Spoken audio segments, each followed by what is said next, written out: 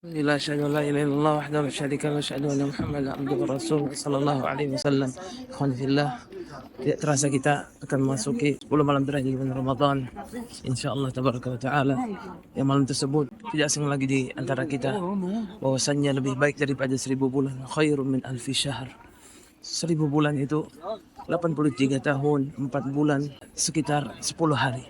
Kalau kita menghidupkan malam tersebut, kita telah menghidupkan seakan-akan kita ibadah sepanjang usia tersebut dengan waktu yang singkat 1 malam. Allahu Akbar. Maka ikhwan fillah, bagaimana kita menghidupi malam tersebut secara singkat? Maka yang pertama ikhwan fillah, usahakan kita salat isya berjamaah. Karena kata Rasulullah sallallahu alaihi wasallam, "Man qama al-isya jama'atan ka'annama qama nisfal lail." Barang siapa yang menghidupkan salat isya secara berjamaah seakan-akan dia menghidupkan setengah malam. Ini hadis Muslim. Nah, dan soalkan oleh Syekh Al-Albani rahimahullah.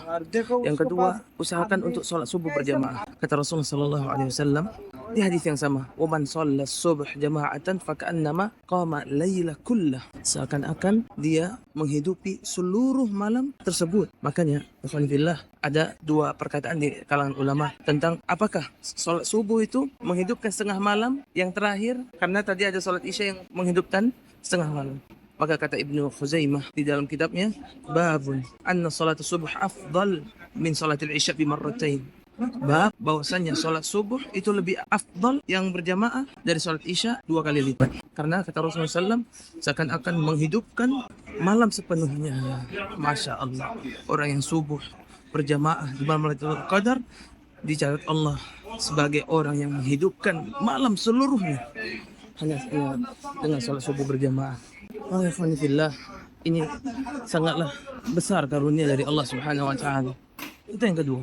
Yang ketiga, bagaimana kita menghidupkan malam Lailatul Qadar secara singkat? Maka sebagaimana yang diriwayatkan oleh Imam Nasa'i dari Abi Dzar Al-Ghifari, kata Rasulullah SAW, "Innar rajul idza qama ma'al imam hatta yansarif kutiba lahu qiyam lailah kullah." Sesungguhnya seorang kalau dia salat bersama imam sampai witir, sampai selesai, maka seakan-akan dia dicatat oleh Allah Subhanahu wa taala menghidupkan seluruh malam. Masya Allah. Fadlullahi yutihi man yasha. Karunia Allah Subhanahu wa taala untuk umat ini. Dan yang terakhir, bagaimana kita menghidupkan malam-malam Lailatul Qadar? Maka dengan membaca surah akhir surah Al-Baqarah dari Amanar Rasul sampai akhir. Sampai la yukallifullahu nafsan illa wus'aha dan sampai akhir.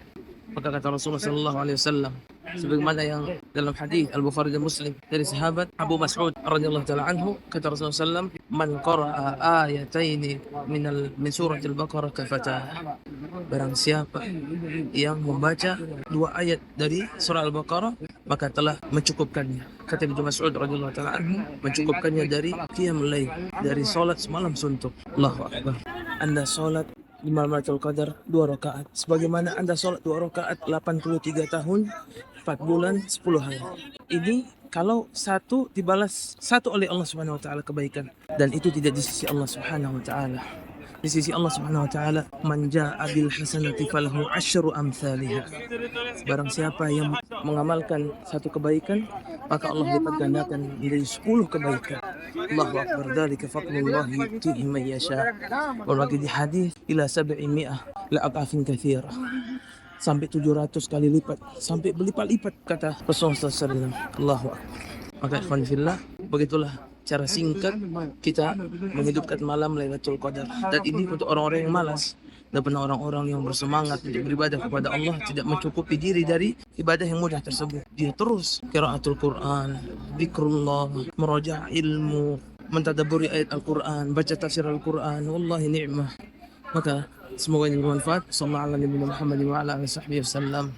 أيضا نصيحة أخيرة لنفسي ولإخواني بالحرص على العمل بالعلم، فهذا هو ثمرة العلم. طلب العلم وسيلة والعمل هو الثمرة، فاحرص على أن تنال الثمرة.